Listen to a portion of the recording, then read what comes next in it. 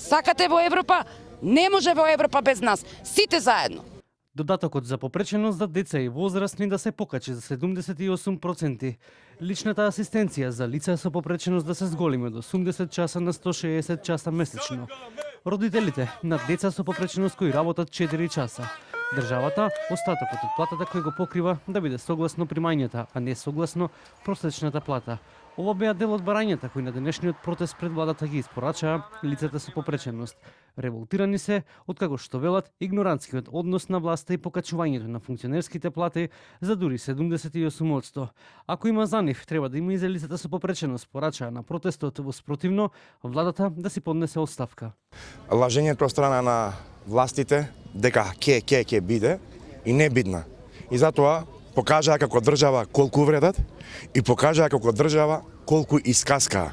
И нас лицата со попреченост не заборавија, лажејќи не дека нема пари во буџетот за 15%, лажејќи не ветувајќи на нивните кампањи дека 50% ќе добиеме покачување на додатокот за попреченост, ни тоа не го добивме, па за да на крај они во партнерство со нивните уставни суди да си ги покачат нивните плати за 78%. Од Министерство за правда побараа да се формира институција Народен правобранител за лица со попреченост. А знаете колку кошта да се направи една рампа? 10 евра. А тие се покачија платата по 700 евра.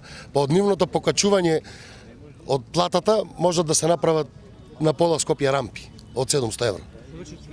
Само да кажам дека ова е народен протест, се работи за покачување од 78% на пензиите на луѓето, на платите на луѓето, на сите примања воопшто. И време е овој народ да стане и да дојде да си ги бара своите права. Дел од лицата со оштетен вид немаат ортопедски помагала, бараат веднаш да влезат по програма на Министерство за здравство во првите 2 години додека се метне на товар на фондот. Не може тие 78% да имаат, да си покачуваат во оваа криза, затоа што ние ги носевме на власт.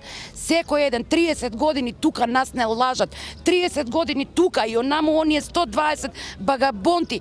30 години лажат и манипулират со народот. Не може веќе така. Нема компромис кога се работи за човековите права и остануваме тука доколку по европско знаменце не се донесе законот Лекс специјалис. Од локалната власт побараа пристапни детски игралишта, пристапен паркинг за лица со попреченост, пристапни пешачки патеки за лица со попречен вид и телесна попреченост, пристапни патеки за лица со оштетен вид и телесна попреченост, пристапен јавен превоз за лица со попреченост, говорен семафор за лица со оштетен вид. Дел од лицата со попреченост кои излегоа на протест остануваат на шаторите пред владата. Тие беа дел и од шарената револуција, велат дека од таа борба единствено останале да сведочат молкот на тие кои се бореа за правда, а сега се удобно сместени во фотелја.